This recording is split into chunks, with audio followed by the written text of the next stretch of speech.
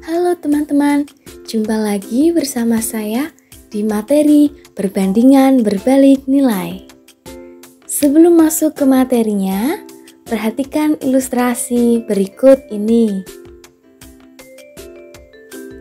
Dalam pembangunan rumah, dibutuhkan 4 orang tukang bangunan dalam menyelesaikan pembangunan selama 6 bulan. Perbandingan antara 4 tukang bangunan dan juga waktu penyelesaian selama 6 bulan dinamakan dengan perbandingan berbalik nilai.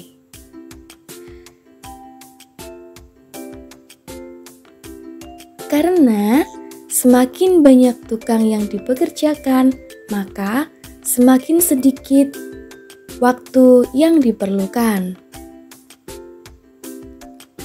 Jadi, dapat kita simpulkan bahwa perbandingan berbalik nilai adalah perbandingan dua jenis besaran.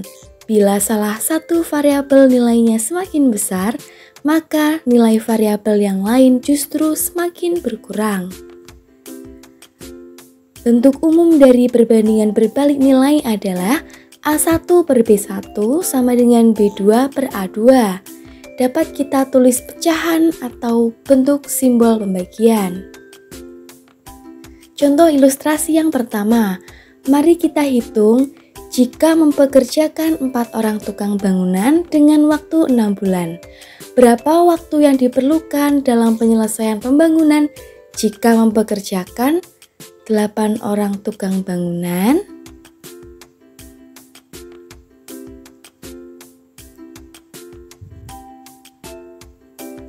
Kita buat dulu jenis perbandingannya, yaitu 4 tukang bangunan per 8 orang tukang bangunan sama dengan waktu 6 bulan per waktu yang akan kita cari. Perlu kalian ketahui bahwa perbandingan berbalik nilai itu variabel yang kita cari sebagai penyebut, kita pindah ke atas sebagai pembilang. Kita dapatkan model perbandingannya yaitu 4 per 8 sama dengan X per 6. Posisi X yang semula di bawah menjadi di atas setelah kita bentuk model matematikanya. Kemudian kita kalikan silang menjadi 8 dikali X sama dengan 4 dikali 6. Kita dapatkan hasilnya X sama dengan 4 dikali 6 per 8. Kita operasikan menjadi X sama dengan 24 per 8. Kita sederhanakan menjadi X sama dengan 3. Jadi, dengan 8 orang tukang bangunan, kita membutuhkan waktu penyelesaian selama 3 bulan.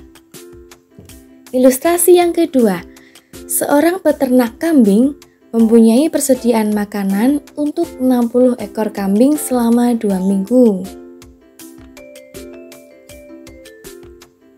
Jika peternak itu menambah 10 ekor kambing lagi, berapa lama persediaan makanan itu akan habis?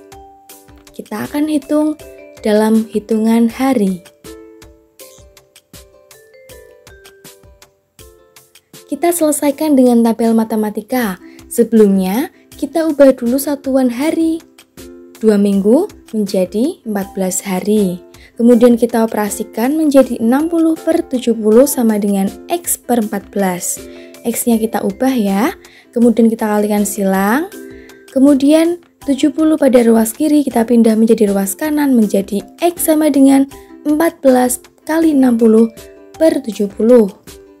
Kita dapatkan X sama dengan 840 per 70. Kita sederhanakan menjadi X sama dengan 12. Jadi, 70 ekor kambing dapat menghabiskan persediaan makanan selama 12 hari. Ilustrasi yang ketiga, pembangunan sebuah gedung direncanakan selesai dalam waktu 20 hari jika dikerjakan oleh 28 orang. Setelah dikerjakan selama 8 hari, pekerjaan tersebut dihentikan selama 4 hari. Supaya pembangunan selesai tepat waktu, maka berapa banyak tambahan pekerja yang dibutuhkan? Pekerja yang semula 28 menjadi berapa tambahannya? Kita kerjakan dengan tabel matematika. Kita bagi dua jenis, waktu dengan pekerja, 20 hari dengan 28 pekerja.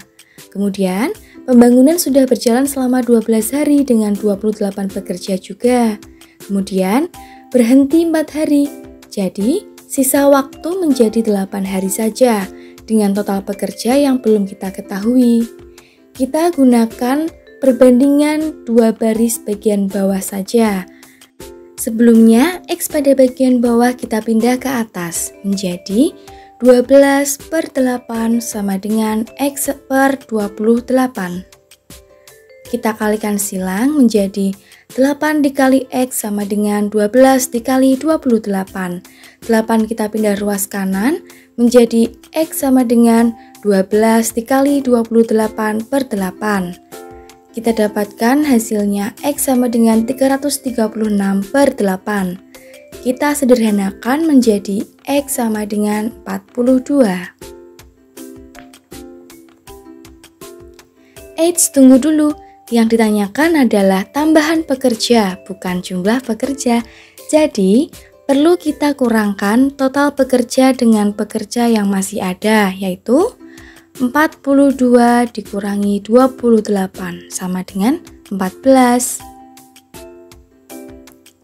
Jadi, tambahan pekerja untuk menyelesaikan pembangunan tepat waktu adalah 14 orang. Kita lanjut ke materi skala. Skala adalah perbandingan jarak pada peta terhadap jarak sebenarnya. Untuk mencari rumus skala dapat kita gunakan rumus piramida. Jika yang ditanyakan jarak pada peta, maka rumusnya skala dikali jarak sebenarnya. Jika yang ditanyakan mencari skala, maka rumusnya jarak pada peta dibagi jarak sebenarnya. Dan jika yang ditanyakan jarak pada peta, maka rumusnya jarak pada peta dibagi jarak skala. Jadi bisa dihafalkan ya. Ilustrasi yang pertama, jarak pada peta kota A dan B adalah 12 cm. Jarak sebenarnya antara kedua kota tersebut adalah 144 km. Berapa besar skalanya yang digunakan pada peta tersebut? Kita gunakan rumus piramida untuk mencari skala. Kita dapatkan rumusnya jarak pada peta per jarak sebenarnya. Sebelumnya, kita ubah dulu satuan kilometer menjadi cm. Jarak sebenarnya semula 144 km menjadi 14.400.000 cm. Kemudian kita tulis rumusnya dan kita input apa yang diketahui, yaitu skala sama dengan 12 cm per 14.400.000. Kemudian pada bagian pembilang dan penyebut kita bagi 12 menjadi 1 per 1.200. Kemudian kita dapatkan skalanya yaitu 1 dibanding 1.200.000. Ilustrasi yang kedua, jarak antara kota tersebut pada peta adalah 17 cm dengan besar skalanya adalah 1 banding 1.500.000. Berapakah jarak asli kedua kota tersebut?